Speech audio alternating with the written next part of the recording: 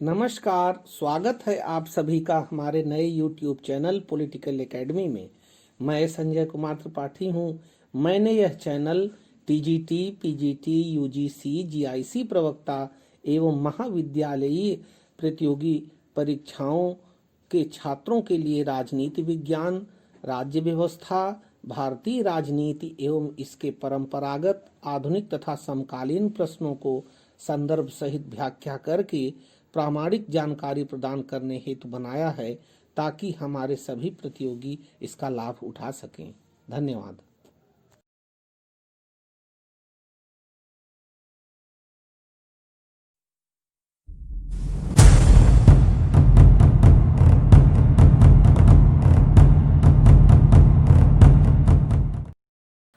आइए हम सब लोग मौलिक अधिकार नामक टॉपिक के सवालों पर शुरुआत करते हैं।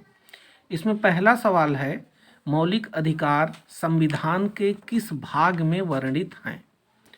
पहला ऑप्शन है भाग दूसरा, दूसरा ऑप्शन है भाग चौथा, तीसरा ऑप्शन है भाग पांचवा और चौथा ऑप्शन है भाग तीसरा। तो यह संविधान के भाग तीसरे में स्थित है। प्रश्न संख्या 2 है, मौलिक अधिकार कैसे होते हैं? पहला ऑप्शन है अवाद योग्य, दूसरा ऑप्शन है लचीले, तीसरा ऑप्शन है कठोर, चौथा ऑप्शन है वाद योग्य। यह मौलिक अधिकार वाद योग्य होते हैं। वाद योग्य का तात्पर्य यह है कि यदि मौलिक अधिकार का हनन होता है तो सुप्रीम कोर्ट में या हाई कोर्ट में इन मामलों को ले जाया जा सकता है। प्रश्न संख्या तीसरा है, मूल अधिकारों को सबसे पहले किस देश में संवैधानिक मान्यता दी गई? इसमें प्रश्न के मूल स्वरूप को समझना होगा कि पहले किस देश में सवाल पूछा जा रहा है। तो इसमें ध्यान रखना है, जैसे पहला ऑप्शन है इसमें ब्रिटेन, दूसरा है फ्रांस, तीसरा है भारत और चौथा है अमेरिका। तो सबसे पहले अमेरिका में इसकी संवैधानिक मान्यता दी गई थी, तो इसका ऑप्शन होगा अमेरिका, ऑप्शन नंबर 4। अगला सवाल है, भारतीय संविधान में मौलिक अधिकार, इसका पहला ऑप्शन है 42वें संविधान संशोधन से जोड़े गए, दूसरा ऑप्शन है 40वें संशोधन से जोड़े गए, तीसरा ऑप्शन है एक्ट 1952 में जोड़े गए और चौथा ऑप्शन है मूल संविधान का हिस्सा था। तो इसमें मूल संविधान का हिस्सा था मौलिक अधिकार, ये इसका राइट आंसर होगा। अगले सवाल पर हम आते हैं और पांचवा सवाल है, मौलिक अधिकार। मौलिक अधिकार, इसका ऑप्शन पहला ऑप्शन है प्रधानमंत्री की इच्छा पर निलंबित हो सकते हैं, दूसरा ऑप्शन है कभी भी निलंबित नहीं किए जा सकते हैं, तीसरा ऑप्शन है राष्ट्रपति की इच्छा पर निलंबित हो सकते हैं और चौथा और डी ऑप्शन है आपातकाल में निलंबित किए जा सकते हैं। तो मौलिक अधिकारों को आपातकाल जैसी विशिष्ट परिस्थितियों में निलंबित किया जा सकता है। इसका चौथा ऑप्शन इसका एकदम सही है। प्रश्न संख्या 6 है, संविधान का कौन सा अनुच्छेद विधायन सत्ता पर पूर्ण नियंत्रण लगाता है? इसके पहला ऑप्शन है आर्टिकल 15, दूसरा ऑप्शन है आर्टिकल 16, तीसरा ऑप्शन है आर्टिकल 17 और चौथा ऑप्शन है आर्टिकल 14। तो इसका राइट आंसर है आर्टिकल 14 के द्वारा विधायन सत्ता पर पूर्ण नियंत्रण स्थापित किया जाता है। अगला सवाल है, मौलिक अधिकारों को निलंबित कर सकता है, कौन कर सकता है? इसमें पहला ऑप्शन है राष्ट्रपति, दूसरा ऑप्शन है प्रधानमंत्री और तीसरा ऑप्शन है संसद और चौथा ऑप्शन है सुप्रीम कोर्ट। तो मौलिक अधिकारों को निलंबित करने की शक्ति राष्ट्रपति में निहित होती है, गौर करने वाली बात है।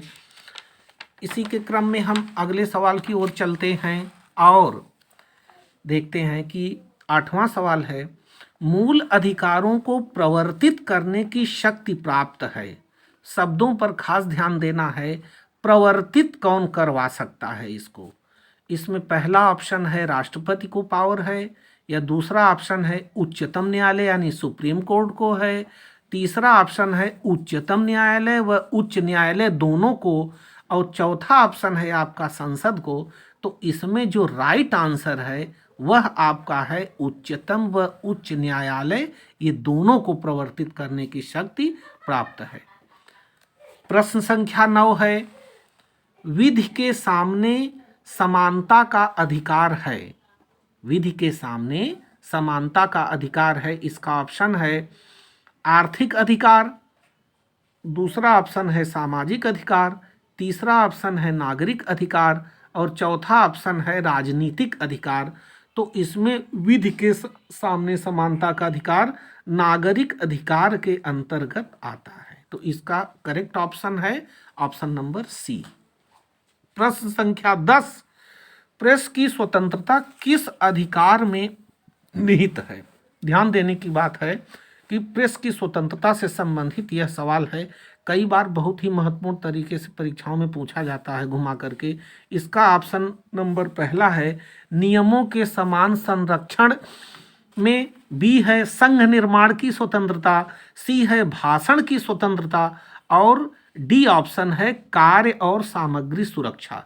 तो इसका जो करेक्ट ऑप्शन है वह है भाषण की स्वतंत्रता। प्रेस की स्वतंत्रता भाषण की स्वतंत्रता के अंतर्गत उसमें पाया जाता है। अब प्रश्न संख्या 11 है, भारत के संविधान के अनुसार जो संवैधानिक अधिकार हैं किंतु मूलभूत अधिकार नहीं है। ध्यान देने वाली बात है कि अधिकार संवैधानिक अधिकार तो है किंतु मूल अधिकार नहीं है। इसका पहला ऑप्शन है धार्मिक स्वतंत्रता का अधिकार, दूसरा ऑप्शन है संपत्ति का अधिकार, तीसरा है सांस्कृतिक एवं शैक्षणिक अधिकार और डी ऑप्शन है शोषण के विरुद्ध अधिकार। तो इसका जो करेक्ट जो आंसर है वह है संपत्ति का अधिकार। यह संवैधानिक अधिकार तो है परंतु यह मूलभूत अधिकार नहीं है। इस प्रकार से हम यह देखते हैं कि ये सब ऐसे सवाल हैं जो कि हमेशा तरह तरह की परीक्षाओं में घुमा फिरा करके पूछे जाते हैं, इसलिए आपको इसको बहुत ध्यान रखना है। हमारे YouTube चैनल पॉलिटिकल एकेडमी से जुड़ने के लिए चैनल को सब्सक्राइब करें। चैनल के नए वीडियो सबसे पहले देखने के लिए बेल आइकन दबाएं। वीडियो अगर पसंद आया हो तो लाइक एवं शेयर जरूर करें। धन्यवाद।